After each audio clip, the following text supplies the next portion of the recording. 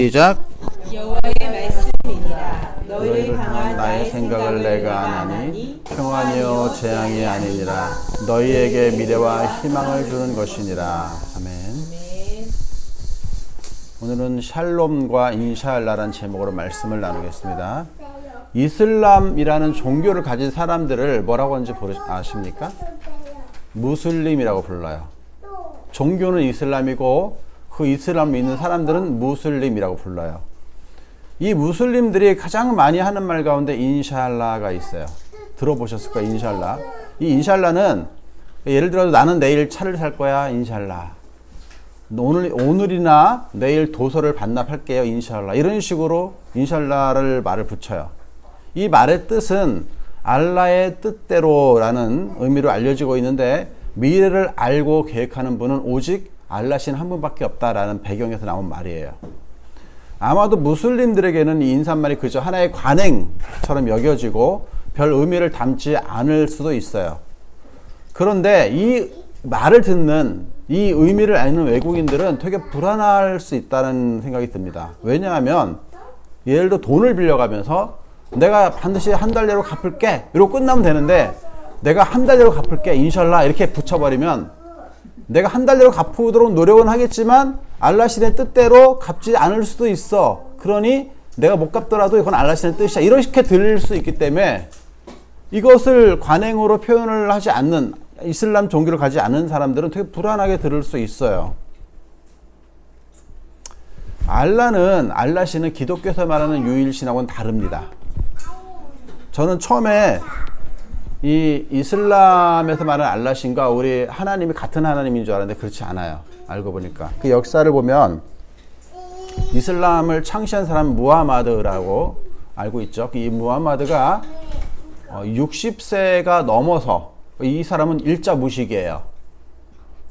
일자 무식인데 굉장히 성실해 가지고 과부, 그 당시에 굉장히 부자인 과부의 눈에 들어서 이 과부와 결혼을 합니다. 그래서 굉장히 부의 배경을 많이 갖고 있기도 해요. 근데 이 사람이 60세가 넘어서 신의 계시를 받았다고 그러면서 동굴에 들어가요. 그래서 이제 금식을 하면서 이 사람의 주장에 의하면 가브리엘 천사에게 계시를 받아서 이 코란이라고 부르던 이 꾸란을 쓰게 되는 거예요. 이 사람이 직접 쓴 게 아니고 자기가 부는 걸 암송해가지고 불러주는 거 이제 대신 받아 적은 거죠. 그게 이슬람의 시작이에요. 우리는 이 가브리엘을 사단으로 보고 있습니다. 꾸란이라는 의미가 암송하다라는 뜻에서 나온 말이에요. 그렇기 때문에 그런지 몰라도 이 사람들은, 이 무슬림들은 꾸란을 암송하려고 굉장히 노력해요. 다 외우다시피 해요. 아마 그래서 그렇게 한 것 같아요. 무하마드가 이슬람을 시작할 당시에 주변 부족들이나 국가에는 되게 굉장히 많은 신이 있었어요. 그리고 이 신들을 이제 간단하게 이제 역사를 추적해서 말하자면, 이 무하마드가 전쟁을 일으켜서 전쟁을 통해서 다른 모든 신들을 다 없애버리고 이 알라신만 남겨놔요. 수많은 신들 중에. 그래서 이 알라신을 유일신으로 만든 게 지금 이슬람의 알라신의 유래입니다. 무하마드가 탄생한 곳과 그리고 꾸란의 보관 장소로 우리가 사우디아라비아에 있는 메카를 말합니다. 이 메카는 무슬림들에게 아주 성지가 되었어요. 그리고 일생에 한 번은 꼭 방문해서 경배를 드려야 되는 장소가 되었습니다. 이들에게 있어서 인샬라는 깊은 신앙의 고백으로 다가오는 사람도 있을 것이지만 그냥 관행적인 표현으로 별 뜻 없이 말하는 사람도 있을 거예요. 하지만 사람은 무슨 말을 하고 무엇을 생각하는가 그 사람의 정체성을 나타내 줍니다. 알라의 뜻대로 사는 사람들의 인샬라는 그 범위를 못 벗어나요. 알라의 범위를 못 벗어나요. 인샬라에서 진정한 평안이나 안식을 찾을 수 있을까? 물론 그럴 수도 있죠. 그럴 수 있어요. 근데 문제는 인생의 끝에 있습니다. 인생을 다 살고 죽음을 맞이할 때 무엇을 믿고 무엇을 말하며 무엇을 남겼는가가 그 사람의 정체성을 말해 줍니다. 그런데 인샬라를 믿고 의지하고 그대로 따라 평생을 살아온 사람이 죽음을 맞이했을 당시에 그들이 믿고 있던 천국이 아니라 우리 기독교에서 말하는 지옥이 기다리고 있다면 얼마나 허무하고 놀라게 될까요? 물론 무슬림들도 반대로 생각하겠죠. 우리 기독교인들은 샬롬을 말하고 믿습니다. 샬롬은 하나님의 평안을 비는 표현으로 같은 의미로 에이레네라는 말이 있어요. 이 샬롬은 히브리식 표현이고 에이레네는 헬라식 표현일 뿐이에요. 똑같은 말입니다. 근데 에이레네보다 이유인지 모르지만 샬롬이 더 많이 알려져 있죠. 에이레네는 사실 잘 몰라요. 그럼 인샬라와 샬롬의 차이는 무엇일까요? 제가 생각할 때는 그것이 이루어지는가 아닌가의 차이예요. 알라의 뜻대로 이렇게 되기를 원한다. 혹은 알라의 뜻대로 될 것이다. 라고 말하는 인샬라가 정말로 이 알라가 진짜 신이라면 이루어지겠죠. 우리의 샬롬도 우리가 믿는 하나님이 진짜 신이라면 그 샬롬이 임하겠죠. 우리 자신에게나 아니면 우리가 빈 상대방에게. 누가복음 10장 6절에서는 우리 주님이 제자들에게 이렇게 말합니다. 만일 평안을 받을 사람이 거기 있으면 너희의 평안이 그에게 머물 것이요 그렇지 않으면 너희에게로 돌아오리라. 이 말은 제자들을 둘씩 짤지어서 전도하러 보내면서 하신 말씀이에요. 우리 주님은 천지를 창조하시고 인간을 자신의 형상대로 지으셨으며 지금도 살아계셔서 온 우주를 운행하는 참된 신입니다. 이것이 우리가 믿는 믿음이에요. 그럼 우리의 샬롬이 우리나 혹은 우리가 말하는 상대방에게 임한다면 우리 하나님은 참된 신이 되는 것이죠. 이슬람을 믿는 무슬림들이나 기독교인들 가운데 대충 믿는 사람들도 있어요. 그리고 진짜로 믿는 사람도 있어요. 이들 모두 죽습니다. 그 죽음 뒤에 누가 진짜 신인가 그것이 판가름 날 것이에요. 저는 이 세상에서는 누가 진짜 신인지 논쟁하는 것은 의미가 없다고 생각합니다. 왜냐하면 하나님은 사람으로부터 증거를 받을 필요가 없기 때문에 그래요. 다만 우리가 전도하고 또 샬롬을 비면서 이렇게 노력하는 이유는 우리와 같이 참된 하나님을, 참된 신이신 하나님을 만나서 영원한 천국을 소유하길 바라는 마음에서 그래요.